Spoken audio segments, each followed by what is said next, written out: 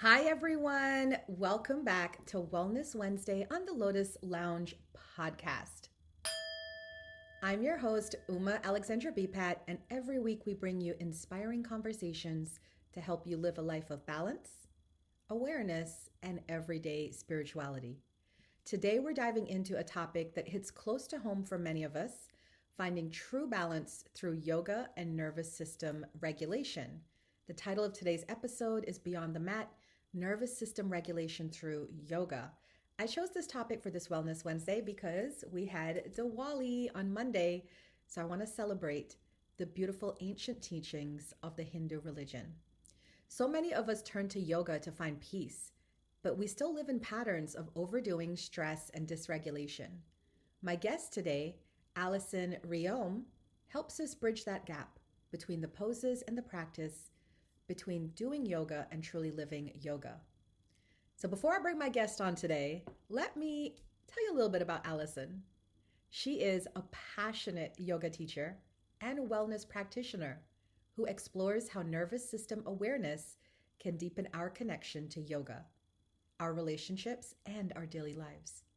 Through her work, Alison combines traditional yogic teachings with modern somatic tools to help people move from simply performing yoga to living yoga, cultivating presence, balance, and ease in a world that constantly pulls us out of ourselves. Guys, please help me to welcome Alison Réaume. Hi, Alison. Hi, Uma. Thank you so much for having me. I'm so happy to have you. First of all, I love your background because I just love like color schemes and things. And for those of you that are listening on my podcast, she has like this kind of dark green background. It's just, I feel like I'm in the forest. I love these. I think it goes in with what we're talking about. I love these earthy, grounding colors. Yeah, it's so grounding. I love it. So, Alison, you mentioned that so many people turn to yoga for balance, but still struggle with stress and overdoing. What inspired you? First of all, what inspired you with your yoga journey? And then what inspired you to explore this connection? Yeah, I think it was really organic in how it happened. It came from lived experience. When I was 28, I had a major tumor found in my abdomen and underwent surgery and decided that, this reality check that life is short. I dove deep into my practice and took my yoga teacher training. And then I began teaching yoga and practicing mindfulness, but still found that I was operating and living my life from this urgency and overdoing. So it was like, how do I find this balance? That's so relatable to a lot of people because I find that we try to do all the things, right? We try to go to the gym, go to the yoga class, go to Pilates, eat right. But it's almost like we're going through the actions, but we're not actually embodying it. Yeah. And I find it's like, going to yoga class is great. Like it's great for the body, it's great for the mind. But, even in a yoga class, we see people quickly pack up all their things and leave.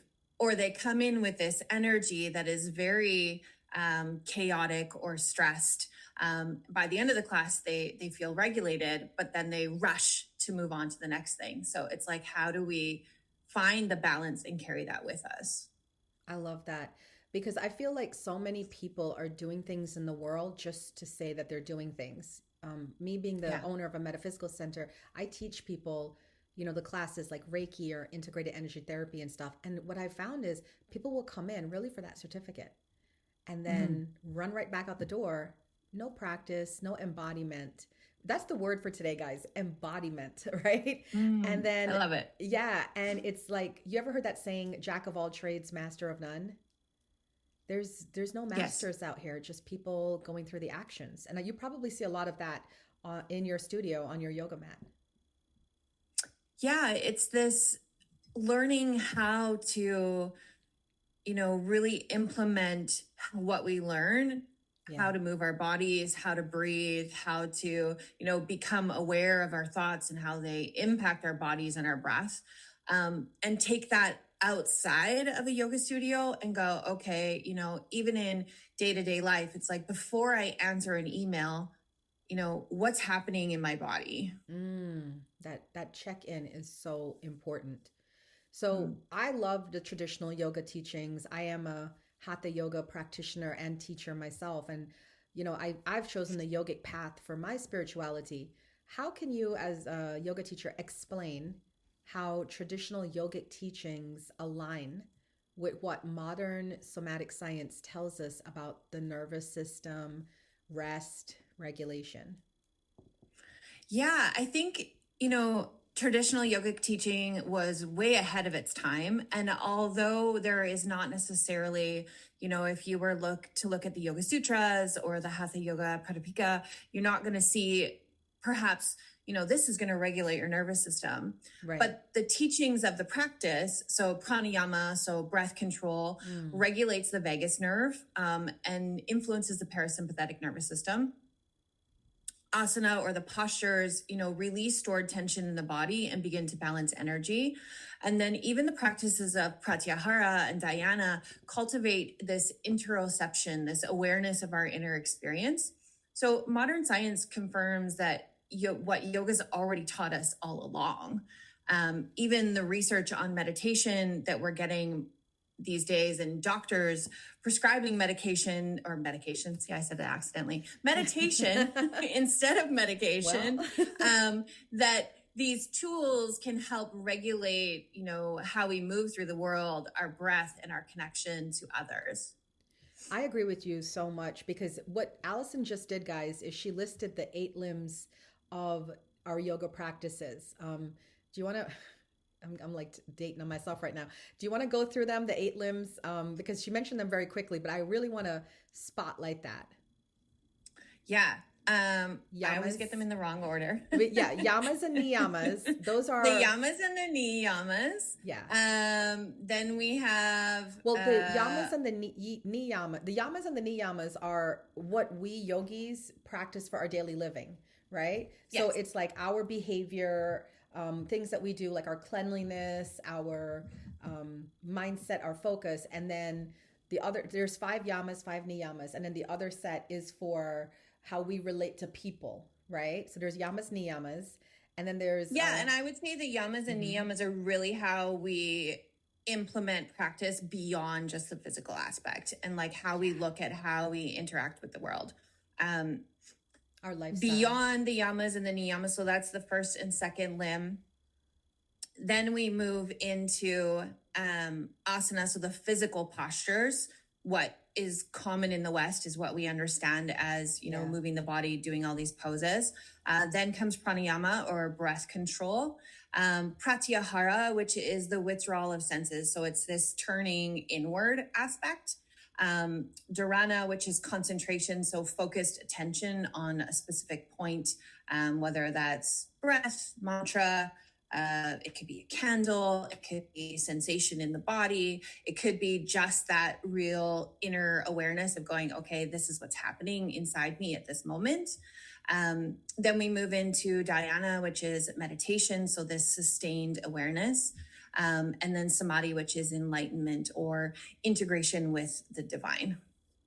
I love it. And I live my life, as I'm sure you do, Alison, to these practices, because the philosophy of yoga, it's timeless. Like Alison said, we were able to look, modern somatic science is able to pull on things that they've been talking about over 5,000 years ago. And it's coming down to, for yoga teachers, right, the practical application. We talk about moving from performing yoga to living yoga. And I feel like the 8 limbs, right? We can look at the 8 limbs on how that shows up in everyday life. So can we give them, let's play a game. How about that? Sure. Let's play a game. I will pull out, I'm going to have to pull up a list, guys. Oh my gosh. Because the yamas and the niyamas, I have them here now. Yeah, I have them here now. If my guru could hear me now, he'd be so proud. No, I'm just kidding. So let's play a game because we want people to move from performing yoga to living yoga. And we want them to see what that looks like in everyday life, because most people only know yoga as physical practice. So how about we go through, right, each of the things, and then we play a game where we share what we do in our personal life that mirrors. I love it. Right? That mirrors the limbs. Okay. So we're going to talk about the 8 limbs. Everybody knows asanas, which is the physical posture. So clearly you do yoga, right? How often do you do yoga? I think that's the beauty of it, is that my practice isn't always asana based. Yeah. Yeah. It's more with the philosophy. It doesn't have to be. No, it doesn't. Because I do yoga in the mornings, but most people would consider it like a stretch session, right? Yeah. It's literally like 5 minutes. I do the sun salutations and a little bit of the dancer and just a few poses, just kind of move my body, right? But it's not like a full 1 hour practice. So people can do that to incorporate into their everyday life, right? Now under the and it doesn't even be an hour. I mean, what do you got? Like, what's realistic for your life? 7 minutes, 20 minutes? Exactly. Now the yamas, this is the behavior part that we're talking about. There's 5 of them: ahimsa, satya, asteya, brahmacharya, and aparigraha. So ahimsa is nonviolence. How would that show up in your life for you? It's very easy for me. I shouldn't say easy, but it's definitely, I am a very kind person. So as far as like an external, it's very easy for me to be compassionate, and it's just who I am as an individual. For me, when I look at ahimsa, it's like, how do I look at myself and, perhaps what my mind is telling me when I look in a mirror, or, how often do I judge myself or beat myself up? And is it really conducive to who I am as a person or how I want to live? I love that, because that's how I practice ahimsa. Ahimsa, guys, when we hear, nonviolence, most people think it's violence to other people. But what about the violence we do to ourselves on a regular basis? Oh, you look so fat. Oh, you look so old. Oh, this and that. So I practice ahimsa just like Alison does, by being kind to myself, right? Like, that's important. Now, satya is truthfulness, right? That's another one of the principles of yoga that we practice. How do you practice truthfulness in your life? For me, it's about saying yes when I mean yes, and saying no when I actually want to say no. Ooh, boundaries. So there you go, guys. That's a great one. Boundaries, and letting people know where you stand. Say what you mean what you say. That's a great practice of satya. Now, asteya, non-stealing. How would you say we can practice asteya aside from the obvious don't steal? Yeah. What else can we use as asteya? As a yoga teacher, I think one of the biggest things that I emphasize, and I do this when I do yoga teacher trainings, as far as asteya, is time. Is how are we stealing time from other people? So as a yoga teacher, I always make sure that I start and end my classes on time, to ensure that I'm not taking time away from other people to suit my needs. I feel like we're sisters at this point now, because all your answers, I can't even come up with like a different answer, because it's the same thing. I go to timing, like when I'm being mindful of people's time, and I'm very short but polite, when I'm on the phone with people or if I'm visiting, because I'm just mindful about, like, I don't want to be sitting here taking up their time. They got things to do. So that's a great way. Now, brahmacharya, moderation. Can I tell you what I do for brahmacharya? Yeah, please. Yeah. Brahmacharya is moderation. And this is really funny, because I only work a certain number of hours. Now, work with people a number of We are sisters. We're so sisters, because I have in my mind what I need to make every month to be in my happy place. In terms of money, what I need to pay bills, what I need to save, what I need to just have fun. So let's just say, because, I'm not trying to put myself out there, but let's say I just need $500 a month. Once I hit that 500, I start moving my clients to the next month. Do you find that you do something like that? Yeah, I think this kind of ties into that nervous system regulation, is like understanding who you are and your own unique nervous system. I don't believe in hustle culture. I think it creates a lot of problems. So it's like, what do you need? So say, for example, today I'm meeting with you, we're chatting here, and then I'm going to a networking event, which is both it takes a lot of energy out of me. So it's like, I have subbed out my class tonight because I know that I need the capacity to reset my nervous system. That's beautiful. And I feel we are going up against some really big bosses. Recently, a lot of CEOs, Fortune 500 companies, Jeff Bezos including, have come out and talked about if you want to be really successful in life, you can't have work-life balance. They're actually saying you got to grind, and work. If you want to make it to where we are at, you have to. So my question to you is, how do you feel about that? And what would your advice be to somebody who's hearing this? Well, I never want to be Jeff Bezos. So there's there that. There you go. I just hit the bell for that. I think, this is where we kind of blend in, Western and Eastern, is that we know that stress causes a lot of disease or dis-ease in people's bodies. It causes a lot of anxiety. We live in a state where our nervous systems are generally in fight or flight all the time. Yeah. That, we are triggered by things that we shouldn't be triggered by. Like there's no lions or tigers or bears in my yard. Right. Not currently anyway. But we've also become numb to things that should trigger our nervous system. So it's like, how do we find this moderation? And I think, we don't have to listen to what the world tells us. I'm a big believer that you define your own success and what that looks like. And to me, having a regulated nervous system is successful. I don't want to live in anxiety. I've lived there before. I'm not interested in being there. I tend to live in this pretty even keeled, this brahmacharya place, this moderation. Yeah. That's really, it's the moderation. And I have this little movement going on, right? Hashtag everyday spirituality. And I just share with people that, what does success look like to you? Because I feel I'm a successful, wealthy person, but am I a millionaire? No. Right. But I work when I want to work. I wake up when I want to wake up. I go to bed when I want to go to bed. I vacation when I want to. And I get to do meaningful work with with people that change their lives in a meaningful way. So I think people have to start determining what's success for them. Yeah. And, I think we tie success around money a lot. Yes. But you get to decide what that number that you need is in order to be fulfilled. Like you said, it could be $500. It could be $10,000. I don't know what the number is, but it doesn't have to be what somebody else says it is. Factual, all facts.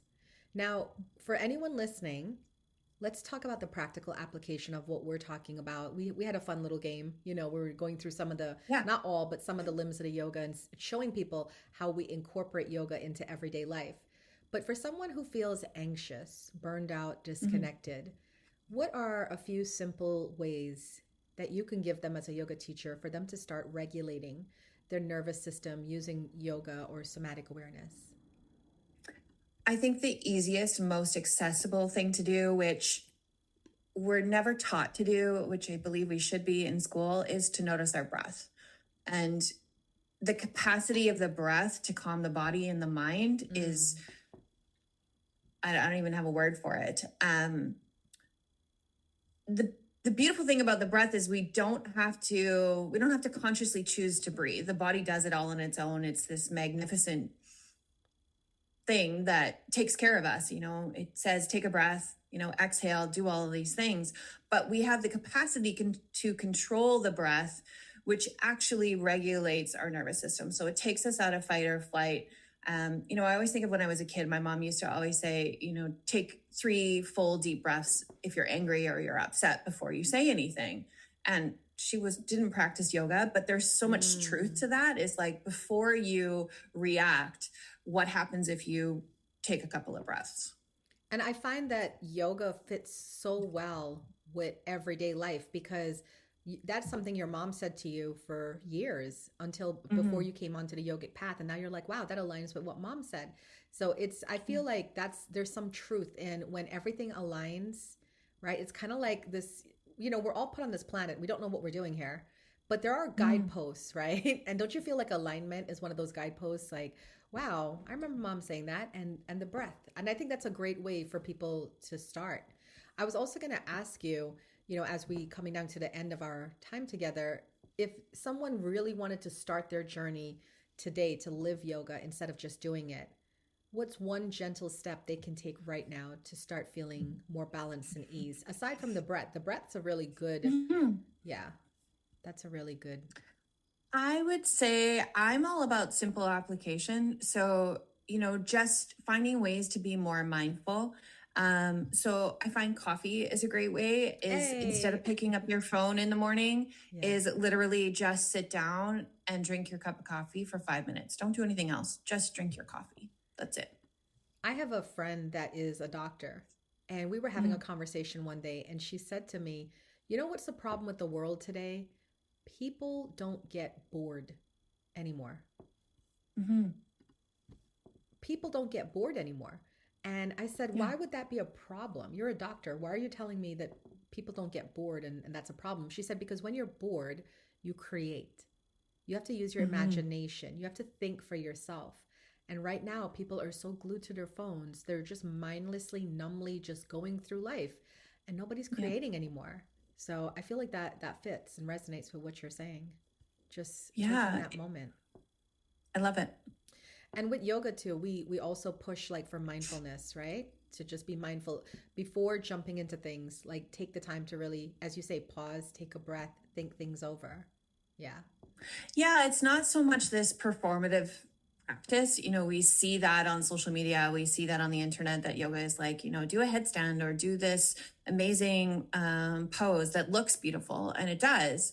But, are we doing that mindlessly, which, from a physical aspect, if we're doing it without the mindfulness awareness part, we can perhaps injure ourselves just by throwing ourselves into a headstand without any awareness of our bodies or our physical limitations.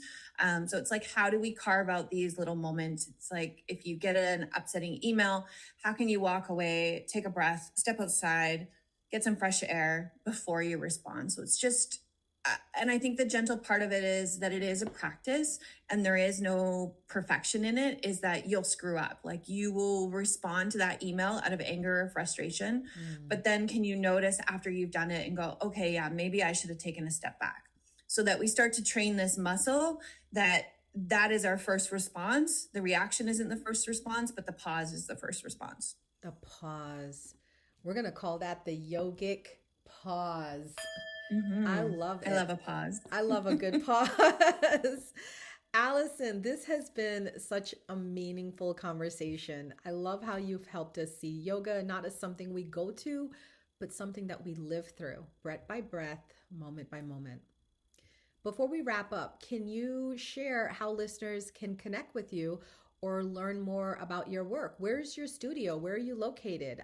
What's the name of your studio? Maybe they might want to come take a class with you. Yeah, I'm located in Vancouver, British Columbia, Canada. So I teach in a suburb called Maple Ridge, where I offer weekly classes and offer yoga teacher training in person. You can connect with me at my website at AlisonRéaume.com or follow me on Instagram at Réaume, Reaume, Alison with one L. And I look forward to chatting with you. I love it. I will be placing Alison links in the comments below in the links so you guys can follow up with her. Alison, thank you so much. It's a pleasure having you. Thank you for sharing your wisdom and energy with us today. And to all our listeners, thank you so much for tuning in to Wellness Wednesday on the Lotus Lounge Podcast. Remember, the goal isn't perfection, it's presence. When we regulate our nervous system and listen to our body, we return to balance, peace, and our natural state of harmony. You can watch this replay and all past episodes on my YouTube channel at The Lotus and the Light.